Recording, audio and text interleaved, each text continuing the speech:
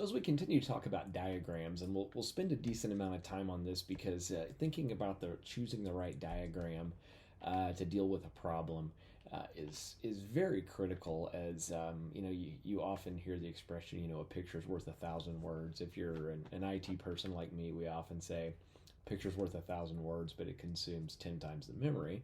But it's always good to be able to look at that picture. And as we've gone down this path of problem solving, there's a number of different ways to do it. And I often get asked, what is the best chart or diagram to use?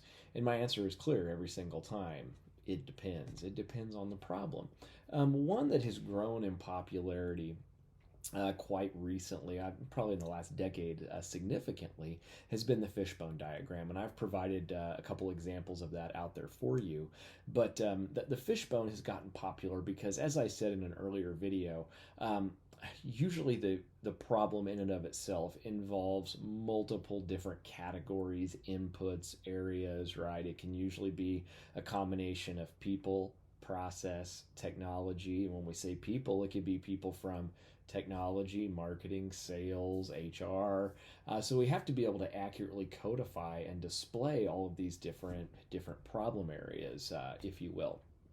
Okay, so a couple examples of good use of the fishbone diagram. And if you look at the example I gave you, the fishbone diagram is just that. It looks like a whole bunch of fish bones coming off of a central kind of core, if you will, which is the spine of the fish, really.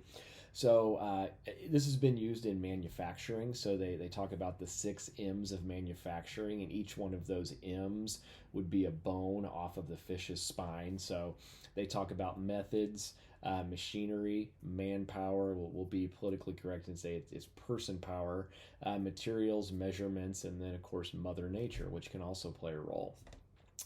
This is also used quite extensively in marketing. I'll fully confess I'm not a marketing person, so if that's your forte, you can keep me honest here. But in marketing, one of the ways we can break this down, 7 different, bones, if you will, would be promotion, place, price, products, people, process, and then also physical evidence, right?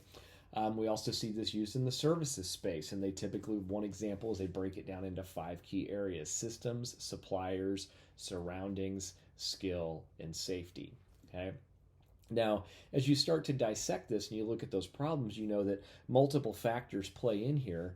And oftentimes, if I give or take in one direction, I suffer in another area, right? We know that we typically cannot increase quality and increase throughput at the same time, right? And we can get into other coursework you've probably experienced where we talk about things like the triple aim.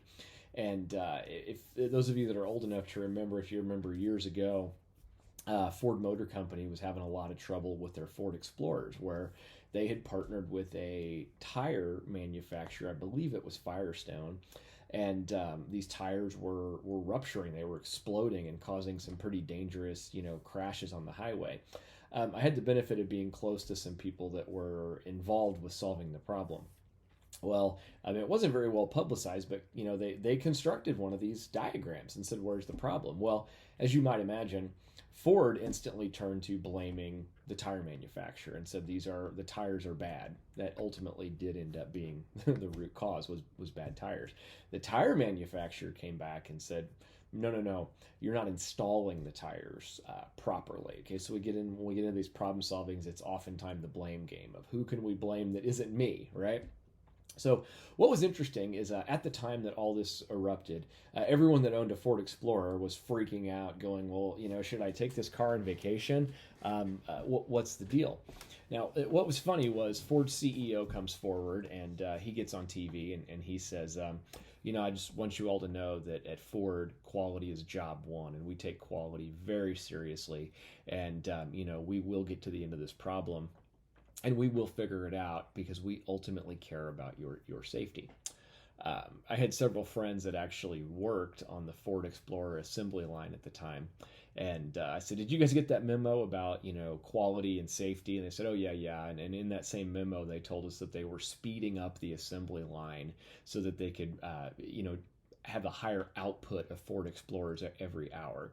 So to me, it was laughable of, We're trying to solve the problem and we're saying it's important, but we're also increasing our throughput at the same time. So tell me, is it possible for quality to increase?